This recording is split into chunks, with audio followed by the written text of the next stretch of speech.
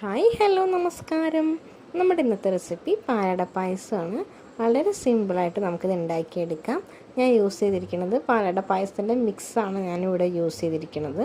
ആദ്യം തന്നെ മിൽമയുടെ ഒരു 1/2 ലിറ്ററിൻ്റെ പാക്കറ്റ് നമ്മളൊരു 3 പാക്കറ്റ് ഒഴിച്ചിട്ടുണ്ട്. 1.5 ലിറ്റർ. അതിലേക്ക് 1 കപ്പ് വെള്ളം ഒഴിച്ച് പാൽ നല്ലോണം തന്നെ തിളപ്പിച്ചെടുത്തിട്ടുണ്ട്.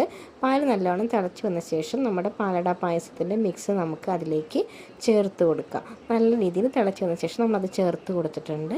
ഇനി നമുക്ക് നല്ലോണം തന്നെ കൈവിടാണ്ട് ഇളക്കി കൊടുക്കുക. ഒരു അരമണിക്കൂറോളം തന്നെ നമുക്ക് പാലട പായസം ആവാൻ സമയം എടുത്തിട്ടുണ്ടായിരുന്നു. നല്ലോണം തിളപ്പിച്ചെടുത്തിട്ടുണ്ട്. ഇനി നമുക്കിതിലേക്ക് ചേർക്കുന്നത് നമ്മൾ അണ്ടിപ്പരിപ്പും കിസ്മിസും ഒന്ന് വറുത്തെടുത്തിട്ടുണ്ട്. അതുകൂടി നമുക്കിതിലേക്ക് ചേർത്ത് കൊടുക്കാം. ഇനി ലേശം നെയ്യ് കൂടി നമ്മളതിലേക്ക് ഒഴിച്ച് കൊടുത്തിട്ടുണ്ട്. നമ്മൾ എക്സ്ട്രാ വേറെ ഒന്നും ആഡ് ചെയ്തിട്ടില്ല. നമ്മുടെ പാലട പായസത്തിൻ്റെ മിക്സിൽ തന്നെ ആവശ്യത്തിന് പഞ്ചസാര ഉണ്ടായിരുന്നു. അത് കാരണം പിന്നീട് പഞ്ചസാര ആഡ് ചെയ്യേണ്ടി വന്നിട്ടില്ല. അപ്പോൾ നമ്മുടെ പായസം റെഡി ആയിട്ടുണ്ട്.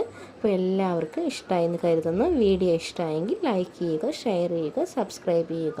താങ്ക്